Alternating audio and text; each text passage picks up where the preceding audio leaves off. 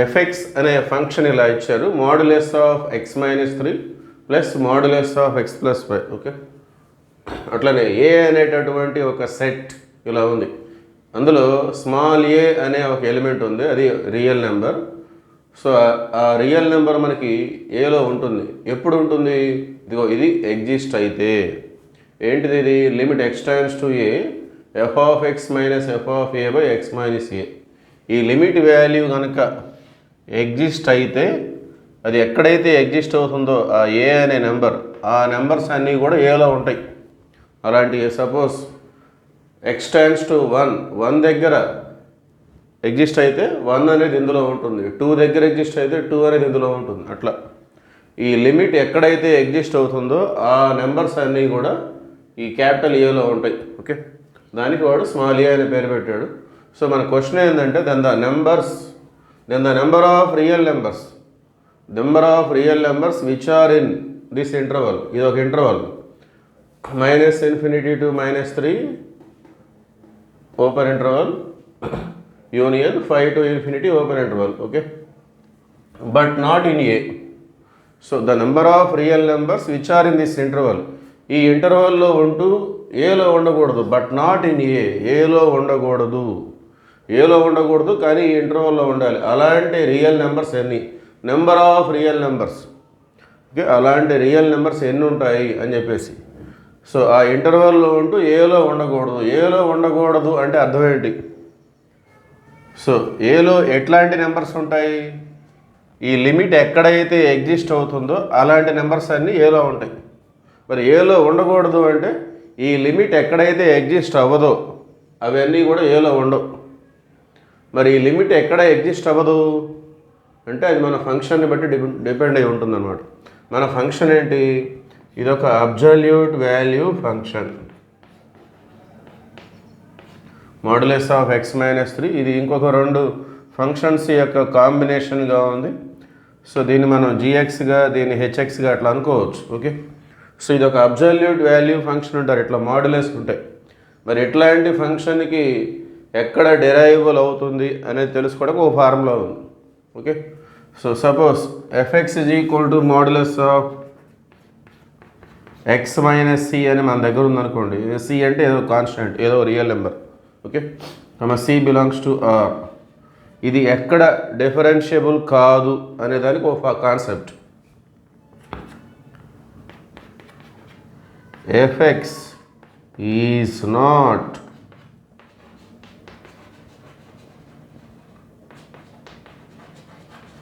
Differentiable. So ఇక్కడ underline చేసే కదా ఈ లిమిట్ అనేది దేనికి formula? It is the formula for F dash X at X is equal to A. ఇది ఎఫ్ డాష్ ఎక్స్ యొక్క ఫార్ములా, అది మీరు గుర్తుపెట్టుకోవాలి. సో ఎఫ్ఎక్స్ని డెరివేటివ్ చేసేదానికి formula. Okay, limit X times to A FX minus F of A by X minus A అంటే, so ఇది మొత్తం కూడా F dash X at X is equal to A, లేదంటే ఎఫ్ డాష్ ఏ అని రాసుకోవచ్చు. అంటే ఈ డెరివేటివ్ ఎఫ్ యొక్క డెరివేటివ్ ఎక్కడైతే ఎగ్జిస్ట్ అవుతుందో ఆ నెంబర్స్ అన్నీ ఏలో ఉంటాయి. ఓకే, సో అంటే అందుకని మనం డెరివేటివ్ గురించి చూస్తున్నాం. మన ఫంక్షన్ ఏంటి? Absolute value function. సో ఒకవేళ మన దగ్గర ఫంక్షన్ ఇలా ఉంటే, అంటే modulus of X minus C కనుక ఉన్నట్లయితే, ఇలాంటి ఫంక్షన్ ఉంటే ఇది డిఫరెన్షియబుల్ కాదు. ఎక్కడ కాదు అంటే not differentiable at X is equal to C. ఇక్కడ ఏదైతే ఉంటుందో దాని దగ్గర, అంటే మైనస్ ఉంటే ప్లస్, ప్లస్ ఉంటే మైనస్. ఒకవేళ ఎక్స్ ప్లస్ సి ఉంటే మటుకు మనం మైనస్ కి అని రాసుకోవాలి. సో వీటిని ఏమంటారంటే క్రిటికల్ పాయింట్స్ అంటారు. అంటే ఇవి ఎక్కడైతే 0 అవుతాయో అక్కడ అది డిఫరెన్షియబుల్ కాదు అనేది ఒక కాన్సెప్ట్. ఆ కాన్సెప్ట్ని బేస్ చేసుకుని మనం ఈ ప్రాబ్లమ్ని మనం సాల్వ్ చేయబోతున్నాం. సో చెప్పే కదా ఫార్ములా, ఇట్లాంటి ఫంక్షన్, ఒక మాడ్యులస్ ఫంక్షన్ మన దగ్గర ఉంది అంటే అది దాని క్రిటికల్ పాయింట్స్ ఏమై ఉంటాయో అక్కడ అది డిఫరెన్షియబుల్ కాదు. సో ఇప్పుడు దీని క్రిటికల్ పాయింట్ కనుక్కోవాలి, ఎక్స్ మైనస్ 3 కనుక్కోవాలంటే దాన్ని 0కి ఈక్వల్ చేసుకోవటమే. సో అప్పుడు ఏమొస్తుంది? X is equal to 3. X is equal to 3 is the critical point of this function.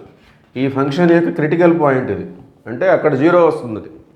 So ఇది ఎక్కడైతే 0 వస్తుందో దాన్నే మనం క్రిటికల్ పాయింట్ అంటాం. అక్కడ ఇది డిఫరెన్షియబుల్ కాదు. ఓకే, అది కాన్సెప్ట్. అట్లానే ఇక్కడ ఏం పెట్టుకుంటే 0 వస్తుంది, -5 పెడితే. ఓకే, x+5 అనేది 0 తీసుకుంటే సో x ఏమొస్తుంది, -5. So 3 and -5 are the critical points. Okay, అంటే ఈ క్రిటికల్ పాయింట్స్ దగ్గర మన ఫంక్షన్ అనేది డిఫరెన్షియబుల్ కాదు, అంటే f' అనేది ఎగ్జిస్ట్ అవ్వదు. ఓకే, మనకేం కావాలి, number of real numbers which are in this interval but not in A. ఆ ఇంటర్వల్లో ఉండాలి, ఏలో ఉండకూడదని చెప్పారు కదా. అందుకనే ఏలో ఉండకూడదు అంటే అవి ఎలా ఉండాలి, ఇదిగో ఈ లిమిట్ అనేది ఎగ్జిస్ట్ కాకూడదు. ఈ లిమిట్ ఎగ్జిస్ట్ కాకూడదు అంటే డెరివేటివ్ అనేది పాసిబుల్ కాకూడదు. ఆ డెరివేటివ్ ఎక్కడ పాసిబుల్ కాదు, ఎట్ దీస్ 2 పాయింట్స్, 3 దగ్గర, -5 దగ్గర. ఓకే, సో ఇది అబ్సల్యూట్ వాల్యూ ఫంక్షన్ కాబట్టి సో వీటికి సంబంధించిన క్రిటికల్ పాయింట్స్ మనం కనుక్కొని ఆ క్రిటికల్ పాయింట్స్ ఏవైతే ఉంటాయో అక్కడ ఇది డిఫరెన్షియబుల్ కాదు. ఓకే, సో ఈ 2 నెంబర్స్ దగ్గర మన ఫంక్షన్ అంటే f' మనం కనుక్కోలేం, f' అనేది ఉండదు. కాబట్టి ఇవి 2 కూడా ఏలో ఉండవు. So 3 does not belongs to A, -5 does not belongs to A. ఈ 2 కూడా ఏలో ఉండకూడదు కాన్సెప్ట్ ప్రకారం. ఓకే, ఈ డెరివేటివ్ అనేది ఎగ్జిస్ట్ అయ్యే పాయింట్సే ఏలో ఉండాలి. సో ఈ 2 వాల్యూస్ దగ్గర డెరివేటివ్ అనేది ఎగ్జిస్ట్ అవ్వదు కాబట్టి ఏలో ఉండకూడదు. ఓకే, సో ఏలో ఉండకూడదు, మరి ఈ ఇంటర్వల్లో ఉండాలి. మన క్వశ్చన్ అది, number of real numbers which are in this interval and but not in A. ఏలో ఉండకూడదు కానీ ఇంటర్వల్లో ఉండాలి. మరి ఇవి 2 ఏలో లేవు, మరి ఈ ఇంటర్వల్లో ఉంటాయా చూద్దాం. ఎన్ని ఉంటాయి, మన దగ్గర 2 ఉన్నాయి డిఫరెన్షియబుల్ కాని పాయింట్స్. సో 3 అనేది ఈ ఇంటర్వల్లో ఉంటుందా, -∞ to -3, ఇది పూర్తిగా నెగిటివ్గా ఉంది, సో దీంట్లో ఉండదు. 5 to ∞, 5 తర్వాత నుండి, మరి 3 అనేది దీంట్లో కూడా ఉండదు కదా. సో ఇదొకటి ఉంది మనకి పాసిబుల్, సారీ ఈ రెండిట్లో లేదు, ఈ ఇంటర్వల్లో లేదు, ఈ ఇంటర్వల్లో కూడా లేదు. ఓకే, 3 అనేది. మరి -5 చూద్దాం, ఇది -3 to -∞, -3 నుండి బిలో. సో నెంబర్ లైన్ మనకి ఉంటుంది కదా, 0, 5 to ∞, -3 to -∞. సో -3కి లెఫ్ట్ సైడ్ అంటే -4, -5 అవన్నీ వస్తాయి. సో -3కి యువతల -5 ఉంటుంది కాబట్టి -5 అనేది ఈ ఇంటర్వల్లో ఉంటుంది. దీంట్లో ఉందంటే మొత్తంలో ఉన్నట్టు లెక్క. ఓకే, సో ఇది లేక ఇది కదా అక్కడ చెప్పింది, మొత్తానికి ఈ ఇంటర్వల్లో ఇది ఒక్కటే ఉంటుంది, -5 ఒక్కటే. కాబట్టి ఏలో ఉండకూడదు, ఆ ఇంటర్వల్లో ఉండాలి. అలాంటి నెంబర్స్ ఎన్ని ఉన్నాయి, ఒక్కటే. Okay, only -5 is the element which is not in A and lies in that interval. Okay, so that means the number of real numbers అలాంటివి ఎన్ని ఉన్నాయంటే ఒక్కటి ఉంది అని చెప్పేసి. ఓకే, సో ఆప్షన్ సి అనేది ఆన్సర్. Okay, thank you.